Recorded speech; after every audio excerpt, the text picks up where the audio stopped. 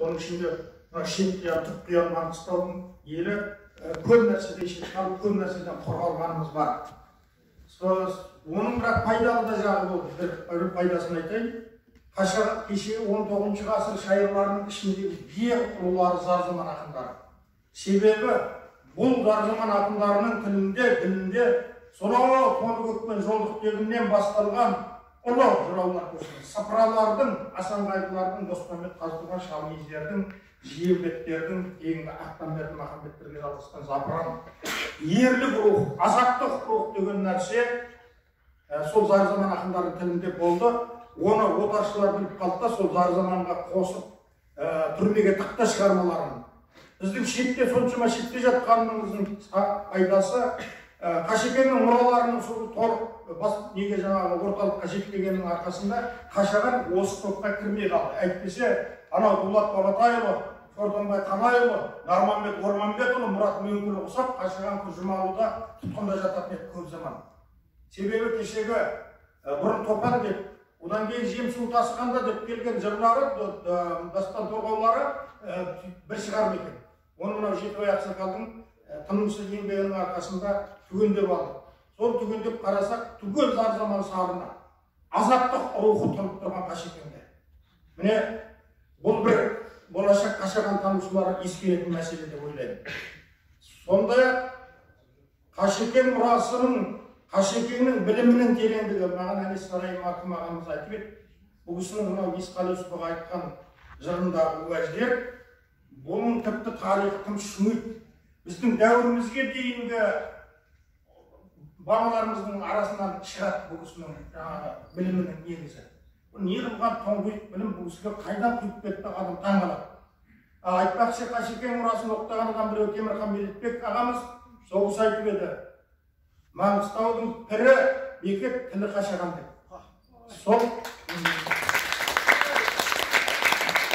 шынында да сол пірлерден жалғасқан.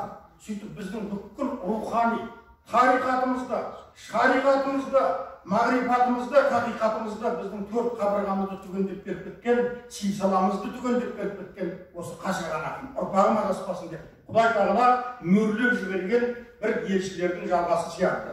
Пайғамбарымыз саллаллаху алейхи ва саллям айтқан, менен кейін ақындар келеді деп, сол осы Қашекеңдер туралы айтқан болса керек. Ал енді Қашекеңнің тағы бір ұлы мұрасы белгілі адамдардың аузында ғана қалған. Кешегі Шамбұл, айтпақшы Қашекең мұрасын ұлықтаушылардың ішінде Сәттіғұл атамыз аталды, содан кейін Көшен Шадыман аталды, соның бірі Шамбұл Ыбырайымұлы, әйгілі күйші, жыршы, әнші, не болды десең сол болған Шәкен. Сол Шәкен Қашағанның Шыңғысхан деген дастанын 10 күн жырлаған екен. Көз алдымызда жүрген Шамбұлдан соны жазып алып қала алмаппыз, өкінішке орай. Ондай өкініш көп. Әрине кейінгі мына Үмбетқали ағамыздың Тұрсынкөңнің інісі Қашекең ұрпағы қоржынның ішінен шықты Әзірет әлі дастаны. Бұл да бір жартамыздың бүтінделгені. Анау бітеген жырауменен айтыстары Россиядан табылды Қашекеңнің. Әлімнің шалдары осы жақта Қашаған жүр екен, 80-ге келген. Ерінің қиюы кеткен осы Құдай тағала сөздің еншісін адайға берген несі бар. Бұл Қашанды жеңіле береміз. Осы Қашағанның айып шаршап жүрген үлкейген шағында мына бітегендігі жас жігіт шықты. Айып қарап. Осыменен айтыстырып бір жеңіп кете қойсақ, баяғы Абылдан Шерниязның Сүрет жеңілгенін, Қарнияздан Тәжібайдың жеңілгенін, Нұрынан Жаскелеңнің жеңілгенін, Қашағаннан Есентұрымның жеңілгенін, бәрін есесін бір қайтармаймыз ба деп, жаңағы Қашекеңді алдап шақырып үйге тығылып отырып бітегенді жырлататын айтысы сол Россияда Жұмағали деген иман досым отырғайсы болып кетті. Ақсақалдың қоржынынан табылды. Сонда жаңағы жарықтық тауып айтам десе де, жарып айтам десе де, қарып айтам десе де, қазып айтам десе де, Қашекеңнің әлі жеткен. Әлгі бітеген жырау боғауыз айтады ішінде. Қашекеңнің атында тіл тигізеді, боғауыз айтады. Сонда Қашекең өлеу айтатын айтып келіп түйіндеп ең соңында айтады. Асынық сөйлер қас адам, қасынық сөйлер қас адам, асынық сөйлер мас адам. Боғауыз айтар нас адам. Боқтыққа осыны білмей отырған билердің мынау несі адам. Боқтыққа тоймай отырсаң, айтып берейін менде мәс адам. Өзімнің менің атым Қашаған Тәңірім артық жасаған. 80 жасым келгенде сендей жаман балдарды сүкіммен түтіп жасаған. Сөйтсе жаңағы бітеге 80 елген шалдың баласы екен дейді. Шынында да. Сөйтіп, соңғы рет сөйтіп тағы да бәйгелеріне қайтпай кеткен Қайран Қашекең ғой. Менде Алматы мен Астананың ортасында аспанда жүремін.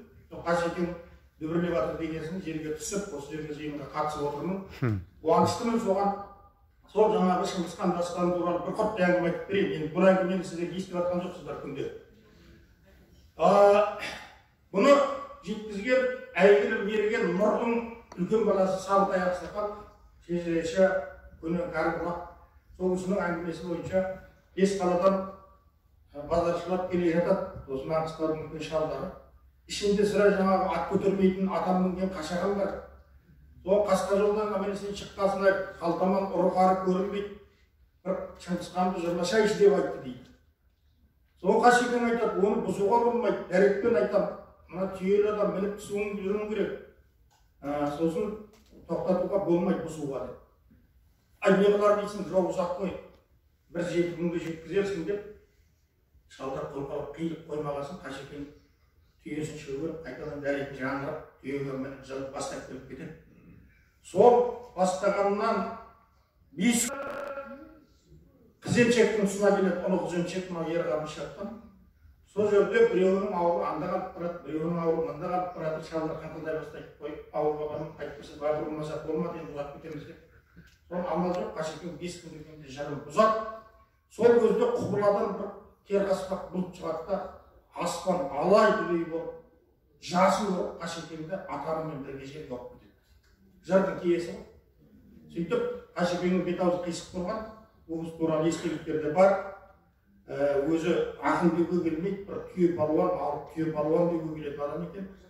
Бір жағы бет-аузы қисайып кеткен, жаңағы жасын ұрғаннан. Бұл жырдың киесі. Мен сол бабамның ізін жалғап, Қашағанның осы жырының бастауыменен, қалған әңгімесіменен, ол өте жаңағы ішінде Шыңғысханның дүниеге қалай келгеннен бастап, несін арқар ұранын алғаннан бастап жырланған.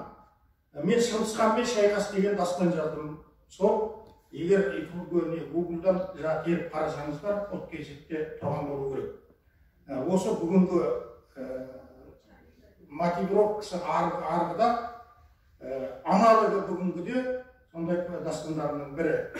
Ал енді сөйтіп Қашекең жаңа өзі айтқан тілдің тірі бәсі де мұңдылда, өлсі келі бәсі де мұңдылда дейді.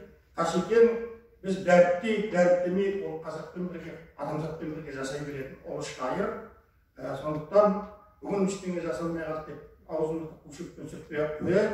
Бәрі ұрпағы Қашағанды тауып алады. Қашағансыз қазақ өмір сүре алмайды. Бүгін Маңғыстау Қашағансыз өмір сүре алмайтын болса, күллі қазақтың да Қашағансыз өмір сүре алмайтын кезі келеді. Себебі оң менен солымызды табылмай жатырмыз. Шыңғысханды моңғол деп қаңғып жүрміз. Ата-баба әулиелерімізге тіл тигізіп жатырмыз. Кеше салафиттер тіл тигізіп еді әулиелерімізге.